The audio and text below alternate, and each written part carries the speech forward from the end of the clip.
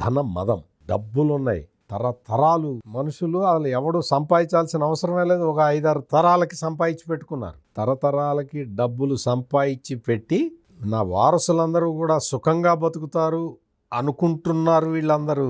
ఒక్కటి ఆలోచించుకోవాలి, మీరు డబ్బులు ఏ విధంగా సంపాదించారు అనేది మాకు తెలియకపోవచ్చు, వెంకటేశ్వర స్వామికి తెలుస్తుంది.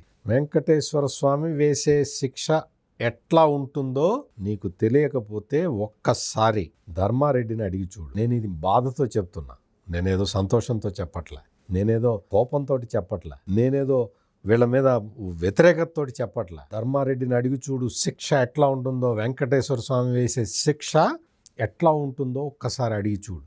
అంటే ఎంత దారుణమైన నేరాలు చేసి, నేను ఈ సందర్భంగా నేను ఒక్క పరకామణి గురించే మాట్లాడుతూ ఉన్నా, నేను కల్తీ నెయ్యి గురించి మాట్లాడటల్లా.